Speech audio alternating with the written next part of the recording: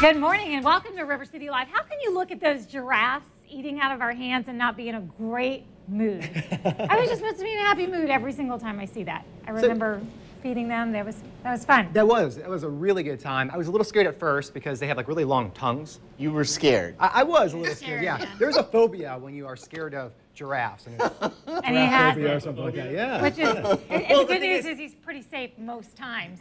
Well, at first, like you feel like pretty dangerous, and you're holding out that, and then when the thing starts coming at you, you're like, like Aiden, feed the giraffe really for me. big. Yeah, he pushes me in front of him. That's what I always do. So chivalrous.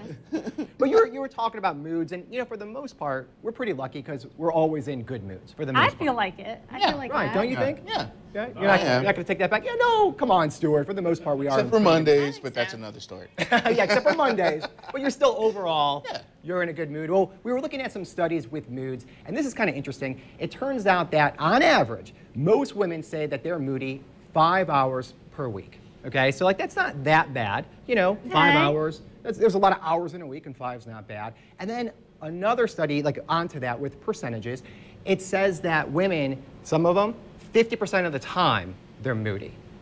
That would be horrible to live. That's a lot. That's a lot. 50% of the time? I'm just saying, What, are you stepping away from me because you think I could turn on a dime like that? And I have a witching hour. Do any of the women in your lives have witching hours where okay, well, I guess it's 4 o'clock. She just turned. It's usually right around, actually it's not as bad now, but when the little diva, when she was like 2, 3, and I hadn't got home yet, and it's like 5 o'clock, I am going to lose it. When kind of bedtime. Yeah. And, so Mama is going to lose it. Yeah. So you're getting home just in time to save the day. That's happening more and more in my house when my boys act up. Because my wife is very sweet and very laid back. And now and then, because it's hard to hear through our house, man, when she snaps, it's hilarious. Because she, funny. well, no, it is.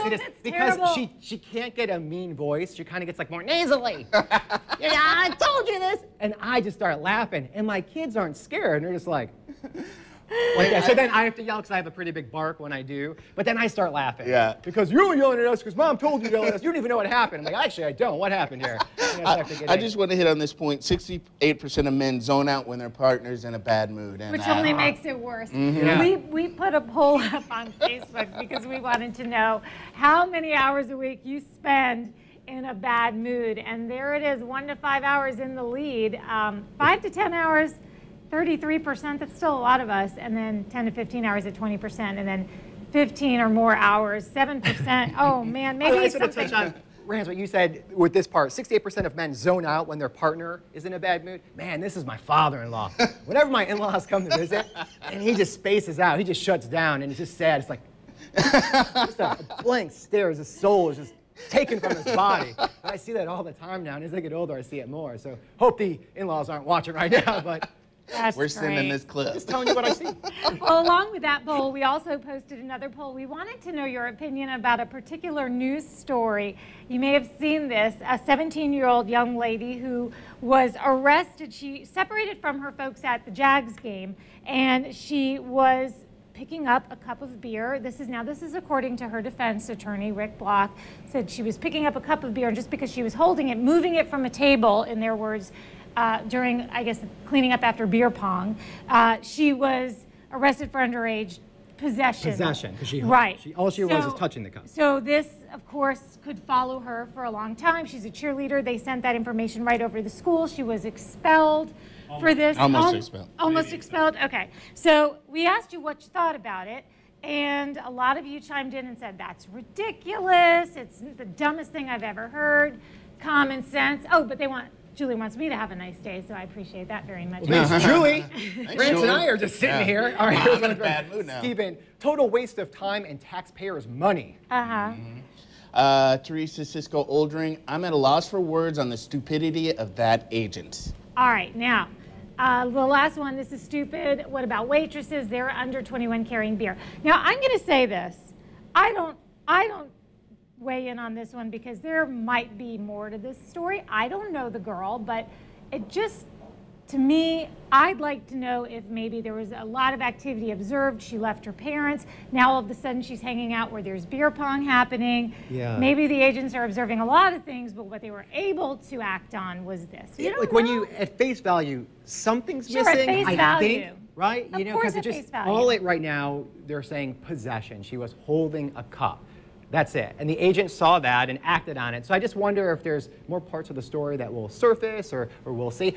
And, you know, again, because right now it's kind of like wrongfully accused of what happened. You know, But right let's now be it is. real. based In this on what day we're and seeing. age, there are cell phones everywhere. Somebody probably has a video somewhere. I'm just saying. Yeah. Or if you look at it like this, everything's a teachable moment. Stay out of this situation. Yep. Don't put yourself in a situation where that could be happening. She took off from her parents and suddenly she's a 17-year-old high school girl hanging around with where there's beer pong happening. You know, I mean, I don't mean to sound like a goody two-shoes. I'm just saying, like, you know, if you weren't over there, none of this would have happened. So, okay, I'm a mama. A different story that's going on around these days.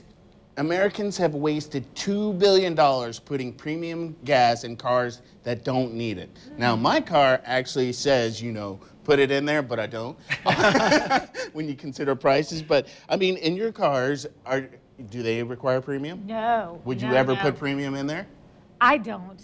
I had two in the past that said that. I never did. And that was at the time when gas was over $4. I'm like, you're getting unleaded and you're going to be happy with it. Can you know, tell just don't the- tell anybody to my Can car. you tell the difference? You can. though? You can? Now, I mean, and it's only really if like you do a lot of commuting and stuff, your engine, it gets a little clunkier. When you stop, it kind of pings a little bit more. But in the grand scheme of things, you're not really doing that much damage to your car. Well, and what I thought too, there's only about 15% of all cars out there that I think are turbocharged that really need it. You know, otherwise, you know, again, you're just wasting your money. But the big thing is don't put diesel in your car. I've had Oh, people no. do that. I had My a friend neighbor do did that that, in yeah. Europe, and they were in Italy, accidentally put diesel in because they didn't mark the pumps as clearly as they do here, and they got stuck. They had to ride on the back of a tow-away truck in the car because they couldn't get it to move. All right. Now, we went to the website AARP and we found this amazing list. So basically, it's common products that you see at your house, just about everybody has, but you could use them in an uncommon way. So let's walk over there. And Eden, Yeah. you're up first. There's 10 Okay. altogether. So we're we're going to start out with the Taking turns? first 5. Okay. Yeah. So these were mine. All right. So what you see here, baking soda, kitty litter. I don't know about you, but I keep my kitty litter in crystal. That is a fancy cap. Hairspray, some dish liquid, and some fabric sheets that we actually used just the other day on the show. So let's first start with the baking soda. Everybody knows that there are a million uses for baking soda. So what might be some that you hadn't heard about? Well, how about as a remedy for sunburn? No. Oh, I wouldn't think to put it on your skin. Or as deodorant. Maybe you I don't could have see deodorant. that. I've seen deodorant with baking soda in it. Like they package it Right. together. Yeah. So, and I've heard of people brushing their teeth with it, but it eliminates that. odors, obviously, in the fridge, or even keeping it in your car to absorb odors.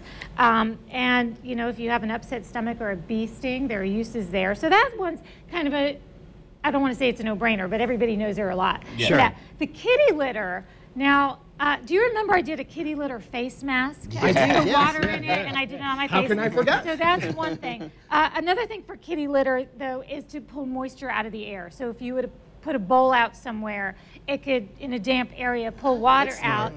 Also, your cell phone. I was when thinking it falls that into when the you water, said that, yeah. you know how people put it in rice? Yeah. Putting it in kitty litter is another option because it does pull it out of there. And then we don't have to worry about ice on the roads here.